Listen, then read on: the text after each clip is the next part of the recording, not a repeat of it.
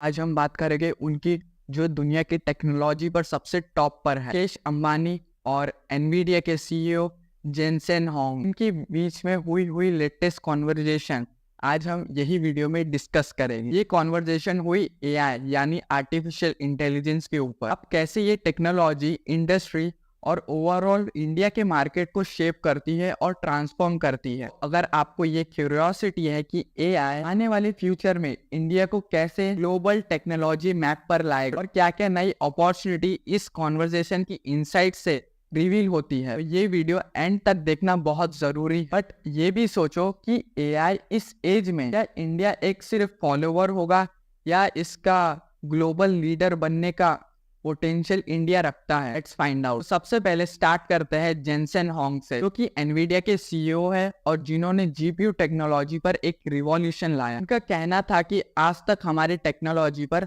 Hardware और software अलग अलग काम करते थे। जेनसेन ने इस पॉइंट पर एक अलग एनालॉजी शेयर की है। इमेजिन करो कि आपके पास एक हाईटेक कार है जो कि बहुत ही बढ़िया है, लेकिन सड़कें वैसी नहीं है वो कार को चलाने लायक। मूर्स लॉ, जिसका कहना है कि टेक्नोलॉजी हर 2 साल में उसकी स्पीड और कैपेसिटी डबल हो जाती है। उन्होंने टेक्नोलॉजी को चीपर एंड एक्सेसिबल बनाया, बट अब ये लिमिट पर आ गया है और अब इस लॉ से आगे बढ़ पाना बहुत ही मुश्किल है। इसीलिए एनवीडिया ने कुछ अलग किया, सॉफ्टवेयर पर ज्यादा इन्वेस्ट किया और आर्किटेक्चर पर फोकस किया। 1964 से जो आर्किटेक्चर थे इन सब के बेनिफिट सबको विजिबल थे, बट एनवीडिया का ये कहना था कि अगर हम सॉफ्टवेयर और हार्डवेयर को सेम लेवल पर लाए तो हम कंप्यूटिंग में बहुत कुछ अचीव कर सकते हैं। मीडिया ने कूडा की डेवलपमेंट की, जो एक प्रोग्रामिंग मॉडल है, मतलब कि ये आपके बेसिक मॉडल की स्पीड और इफिशिएंसी और पावर को बढ़ाता है। इमेजिन करो कि आप एक रोबोट बनाते हो कुकिंग के लिए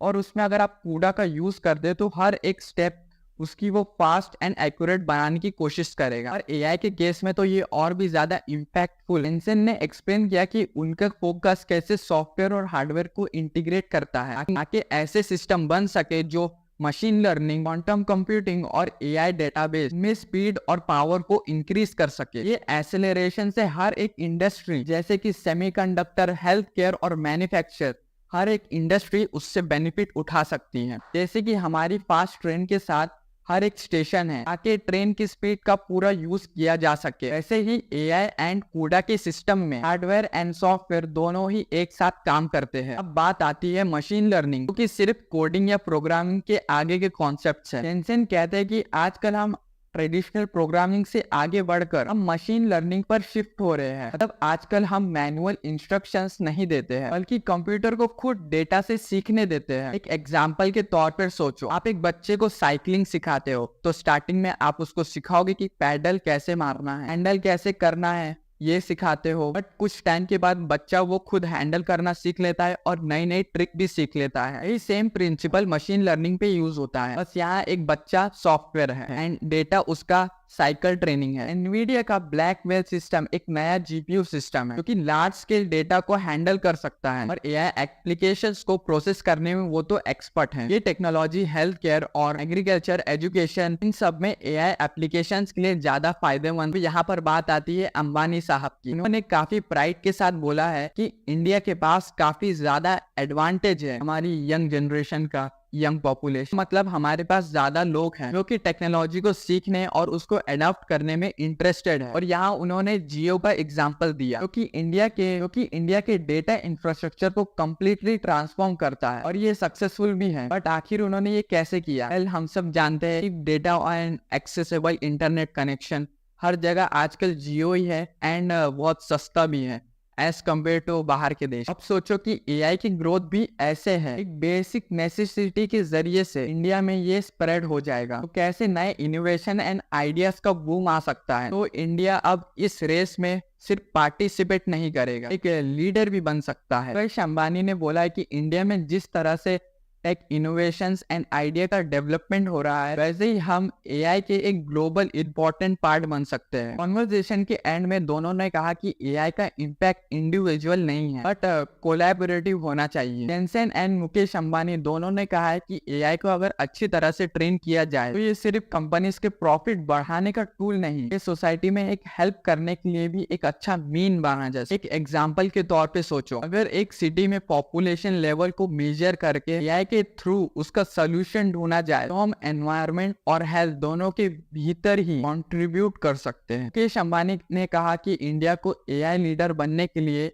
एक अच्छा सा इंफ्रास्ट्रक्चर चाहिए एंड एक्सेसिबिलिटी चाहिए, और उसमें इंडिया को ऑब्वियसली काम करना पड़ेगा। मतलब कि एक ऐसी नेटवर्क एंड फैसिलिटीज बनानी पड़ेगी जो कि हर एक इंसान के एक्सेस में हो और जो टेक्नोलॉजी को सब तक लेकर जाए। इमेजिन करो कि जैसे हमारे रेलवे सिस्टम में कनेक्टिविटी है, ऐसे ही एआई में कनेक्टिविटी एंड एक्सेसिबिलिटी रहे ताकि हर लेवल के लोग इसको यूज कर सके। अभी याद करो कि स्टार्टिंग में मैंने आपसे कुछ पूछा था, क्या इंडिया एआई एज में सिर्फ एक फॉलोअर रहेगा या लीडर बन सकता है? अब जो इनसाइट्स हमने डिस्कस किए हैं उसके बेसिस पर लगता है कि इंडिया के पास फुल पोटेंशियल है एआई लीडर बनने का। हमारे पास टैलेंट है और रिसोर्सेज भी हैं, और जिस तरह से मुकेश अंबानी और जेनसेन होंग एआई को सपोर्ट कर रहे हैं, हम भी एक ग्लोबल स्टेज में अपनी एक पोजीशन बना सकते हैं। आज हमने ये सीखा कि एनवीडिया का फोकस सिर्फ हार्डवेयर पर नहीं है बट सॉफ्टवेयर को भी इक्वल इंपॉर्टेंस देना है। जेनसेन होंग का विजन है कि एक्सेलरेटिंग टेक्नोलॉजी जैसे कूड़ा से एआई का फ्यूचर और भी ब्राइट हो सकता है। मुकेश अंबानी ने ये हाईलाइट किया है जैसे इंडिया के पास एक